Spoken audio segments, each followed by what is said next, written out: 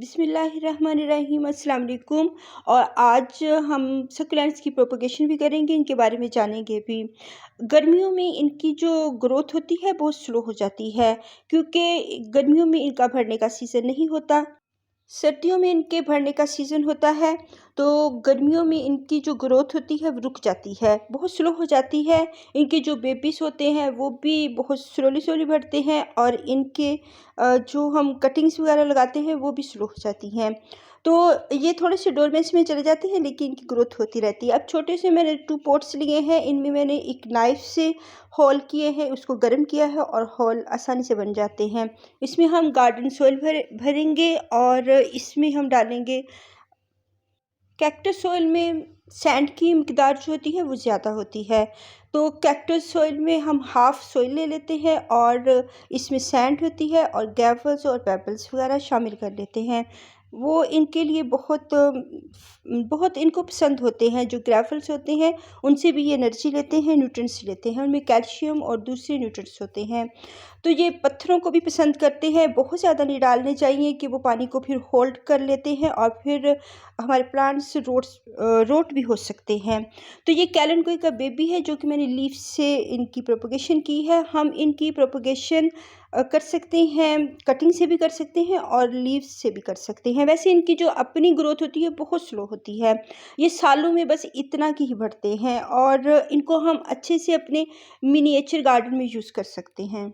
गर्मियों में इनका ग्रोथ रेट होता है और ज़्यादा ये स्लो बढ़ते हैं, और ज़्यादा स्लो हो जाता है, जिसकी वजह से हम इनको अभी लगाएंगे मिनिएचर गार्डन में। उसको हम जब इनकी ग्रोथ होगी, जब ठंडा मौसम आएगा, तो फिर इनको हम बड़े पॉट में शिफ्ट कर देंगे।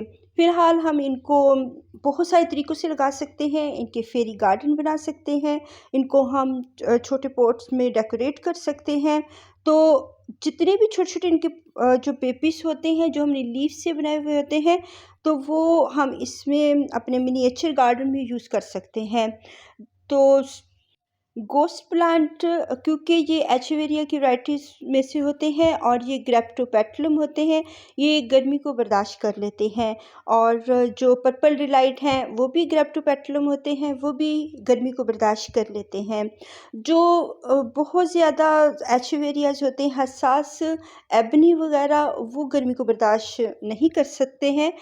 अगर वो गर्मी में हम रखेंगे तो बहुत ज़्यादा अपने लीव्स जो होते हैं वो श्रिंक कर लेते हैं, बंद कर लेते हैं। फिर हमने उसकी एक ब्रांच को बचाना होता है, और वो अपने लीव्स भी ड्रॉप करना शुरू कर देते हैं। तो वैसे तो इनकी हम लीफ से प्रोपगेशन कर सकते हैं, इनके जो दूर-दूर लीव्स होते हैं, और कैलेंडुला की जो कॉपर स्पून है उसकी भी हम लीफ से प्रोपगेशन भी कर सकते हैं और कटिंग से भी कर सकते हैं। तो कॉपर स्पून, ये एक और बेबी है उसका, ये तकरीबन 1 ईयर के हैं, और 1 ईयर में ये इतने से ही बड़े बड़े हुए हैं, ये छोटे-छोटे से। और इनका जो मदर प्लांट होता है वो एक था मेरे पास 2-3 ईयर्स में, 4 ईयर्स में मैंने इसके 3-4 पॉट्स बना लिए हैं। तो इनको हम प्रोपगेशन की करते रहें तो ये हम बहुत सारे डिवाइड भी इनको कर सकते हैं, बहुत ज़्यादा इनकी प्रोपगेशन कर सकते हैं। तो जो ब्रांचेस से भी इनके बेबीज़ आते हैं, तो बहुत स्लो, फिर भी बहुत स्लो है। ये देखिए कितने छोटे-छोटे से हैं, और पूरे 1 साल में ये इतने से ही हुए हैं। तो इनकी जो होती है कॉपर स्पून कैलेंडुला की, ये धूप का प्लांट है, इसको हम धूप में रखते हैं, लेकिन बहुत ज़्यादा जब धूप आ जाती है कैलेंडुला प्लांट के लिए, तो फिर ये जो कॉपर स्पून है, इसके कलर्स तो बहुत आते हैं, बहुत खूबसूरत लगते हैं। तो थोड़ा सा हम इसको पार्शियल लाइट में कर देते हैं, लेकिन अगर हम इसको बिल्कुल भी धूप से हटा देंगे, बिल्कुल शेडी एरिया में रख देंगे, तो ये ग्रीन लीव्स हो जाएंगे, फिर ये इसके कॉपर लीफ नहीं होंगे। इसके लिए धूप बहुत ज़रूरी है, और ये बहुत ज़्यादा हार्श धूप को बर्दाश्त कर लेता है। अगर हम कहें कि इसको हम पार्शियल लाइट में रखते हैं, तो फिर वहाँ पे इसके कलर्स नहीं आएंगे, और इसके इतने ज़्यादा कलर्स होते हैं। ब्राउन कलर भी शाइनी होता है, और इसके लिए धूप में बहुत चमकते हैं, बहुत शाइन करते हैं, और ये गार्डन में वैसे बहुत खूबसूरत लगता है। और गार्डन में लगता है कि इसकी ब्लूमिंग हो रही है, लेकिन इसके जो लीव्स होते हैं वही इसके लिए होते हैं। वैसे इसकी ब्लूमिंग होती होगी, लेकिन मैंने अभी तक नहीं देखी है। तो इसके जो लीव्स हैं यही बहुत खूबसूरत है, ब्राउन कलर के कॉपर कलर के होते हैं, जिसकी वजह से इसको कॉपर स्पून कहते हैं। तो जो गोस्ट प्लांट है उसका एचेवेरिया का, उसकी भी तकरीबन इससे मिलती-जुलती हैबिट होती है, लेकिन वो बहुत ज़्यादा गर्मी में जो है इसको नहीं हम रखते हैं। इसको जून-जुलाई की गर्मी में पार्शियल लाइट दे देते हैं। लेकिन अगर हम बहुत ज़्यादा इनको शेडी एरिया में रखेंगे तो फिर ये लैगी हो जाएँगे और इनमें कलर्स भी नहीं आएँगे और ये इनकी शेप भी ख़राब हो जाती है।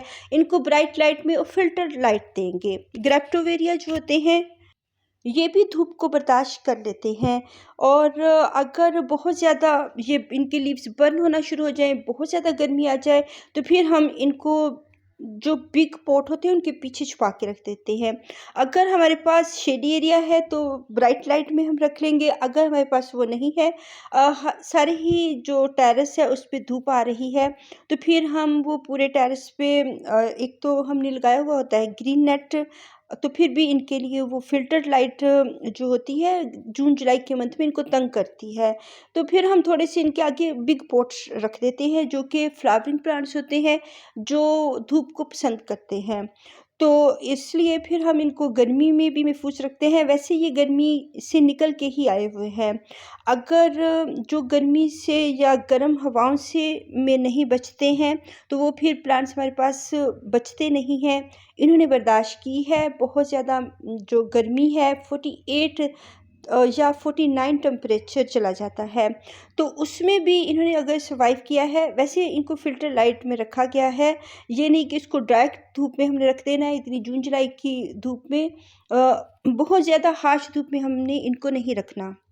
लेकिन कॉपर स्पून बर्दाश्त कर लेता है। सीडम की वैरायटी जो होती, ये जो एचिवेरिया की वैरायटी है, ग्रेप्टोपेटलम, ये थोड़ी सी हम इसको रखेंगे फ़िल्टर्ड लाइट में, और जो कॉपर स्पून है ये नेट के बगैर भी हम इसको रख सकते हैं। ये धूप बर्दाश्त कर लेता है, लेकिन अगर बेबीज़ हैं तो फिर वो थोड़े से दूसरे प्लांट्स के पीछे छुपे हुए होते हैं। इनके जो पॉट होते हैं उन पे शेड होती है, ऊपर जो प्लांट होता है वो धूप में होता है, क्योंकि बहुत सारे अगर हमारे पास प्लांट हैं तो वो फिर वो साथ अगर हम जोड़-जोड़ के रखते हैं तो एक दूसरे की शेड हो जाती है।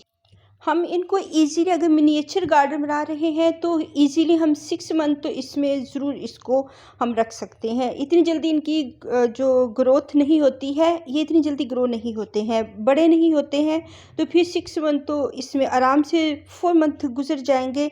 तो फिर बाद में जब ये ज़्यादा बिग स्पेस माँगेंगे तो फिर हम इनको बिग पॉट दे देंगे। उतनी देर हम मिनिएचर गार्डन को एन्जॉय कर सकते हैं। सुकुलेंट्स वैसे भी बहुत खूबसूरत लगते हैं और जब इनको हम डेकोरेट करते हैं, सजा लेते हैं, तो ये और खूबसूरत लगते हैं। तो इनकी जो डेकोरेशन होती है वो भी गार्डन में हमें करनी चाहिए, और मिनिएचर जो गार्डन होते हैं वैसे बहुत खूबसूरत लगते हैं। फेरी गार्डन की अपनी ही एक लुक होती है। तो छोटे से छोटे पॉट में जो प्लांट्स ज़्यादा नहीं बढ़ते हैं उनको हम छोटे से छोटे पॉट में लगाकर तो उनका फेरी गार्डन बना सकते हैं। कॉपर स्पून के हम जितने भी चाहें इसको हम धूप में भी रखा हो, बहुत ज़्यादा अगर कहीं भी रखा हो, लेकिन इनको पानी हमने ड्राई सोइल में रख के फिर देना है। इनको 2-3 डेज़ के लिए, ये एक-एक वीक के लिए ड्राई सोइल में रहना पसंद करता है कॉपर स्पून। और जो ये गोस्ट प्लांट है इसको तो हम 10-12 दिन के लिए ड्राई सोइल में रख के तो फिर वॉटरिंग कर सकते हैं। तो इसलिए फिर गोस्ट प्लांट को ज़्यादा फिर भी हम इनको वाटरिंग नहीं करेंगे, ये ख़राब होंगे, धूप से नहीं होंगे, ये ख़राब होंगे तो पानी से होंगे। ओवर वाटरिंग से सक्यूलेंट्स ख़राब होते हैं। ये अगर हम इनको थोड़ी-सी ज़्यादा धूप दे देते हैं, तो वो अगर बर्न हो रहे हैं तो लाइट कम कर सकते हैं, लेकिन अगर हम पानी ज़्यादा दे देंगे, इनको ड्राई सोइल में नहीं रखेंगे, तो फिर ये रोट हो जाएँगे और ख़त्म हो जाएँगे। इनको पानी बिल्कुल भी पसंद नहीं होता। और ये बताते हैं कि अगर इनको वाटरिंग की ज़रूरत होती है तो फिर हम इनको पानी देंगे। वैसे भी गर्मियों में ये वैसे ही अगर गर्मी की वजह से इनके लीव्स मुड़ रहे हैं, अंदर को बेंड हो रहे हैं, तो हमने फिर भी इनको वाटरिंग नहीं करनी, क्योंकि वो गर्मी की वजह से बेंड होते हैं, वो पानी की कमी की वजह से नहीं हो रहे। तो इनकी हम जो ये अंदर की तरफ जो मुड़ जाते हैं लीव्स, तो फिर भी हम कोई बात नहीं, जब सर्दी आएँगी, ठंडा मौसम होगा तो ये फिर खुद ही ठीक हो जाएँगे। अभी वो गर्मी की वजह से ऐसे श्रिंक हो जाते हैं। तो हम अपने मिनिएचर गार्डन को क्रिएट कर सकते हैं, बहुत सारे प्लांट्स अपने सकुलेंट्स से। अपने गार्डन को हम बिग भी कर सकते हैं, अपने ही बनाए हुए प्लांट से बहुत ज़्यादा इनको हम बढ़ा सकते हैं और फिर इनकी प्रोपगेशन भी हो जाती है और हमारे लिए बहुत सारे प्लांटर्स भी तैयार हो जाते हैं। हम छोटे-छोटे प्लांटर तैयार कर सकते हैं। हम इनके जो बिग रोज़ेट होते हैं, उनसे बिग प्लांटर तैयार कर सकते हैं। तो जो छोटे-छोटे इनके बेबीज़ होते हैं, उनके जो हमने लीफ से प्रोपगेशन की थी, उनकी भी रूट्स आ रही हैं। रेड-रेड सी बहुत खूबसूरत सी रूट्स आ रही हैं। तो गर्मियों में थोड़ी-सी इसकी ग्रोथ स्लो हो जाती है, लेकिन इनके बेबीज़ बन जाएँगे। अगर हम सर्दियों में लगाते हैं इनके लीव्स, तो फिर इनकी जो ग्रोथ होती है, उनके बेबीज़ जल्दी बन जाते हैं, रूट्स भी जल्दी बन जाती हैं। जो ठंडे इलाके होते हैं, उनके लिए तो ये बेस्ट मौसम होता है गर्मियों का, लेकिन जो गर्म इलाके होते हैं, जैसे मेडोज़ एरिया, तो फिर यहाँ पे ये स्ट्रेस में थोड़ा-सा चले जाते हैं। जो हिल एरियाज़ होते हैं, वहाँ पे सर्दियों में स्ट्रेस में जाते हैं। बहुत ज़्यादा माइनस टेम्परेचर और बहुत ज़्यादा हाई टेम्परेचर इनको पसंद नहीं होता है। सक्यूलेंट प्लांट्स को, और ये कॉपर स्पून है, कॉपर स्पून के कलर्स ये धूप में ही आए हैं। अगर हम इसको रख देते हैं शेडी एरिया में, तो फिर इसके ये कलर्स नहीं आएँगे। ये जो है ग्रीन नेट में नहीं पड़ा हुआ। इसमें मैंने पेंसिल कैक्टस और बहुत सारे सीडम की वैराइटीज़, क्रासुला की वैराइटीज़ भी लगाई हुई है। तो हम एक पॉट में, क्योंकि इनकी जड़ें ज़्यादा नहीं होती, तो बहुत ज़्यादा हम प्लांट्स लगा सकते हैं। इनके अपने ही लीव्स हम तोड़कर तो इनके प्लांट्स के अंदर रख सकते हैं, जिससे ये बहुत ज़्यादा बेबीज़ बना लेते हैं। अल्लाह हाफ़िज़।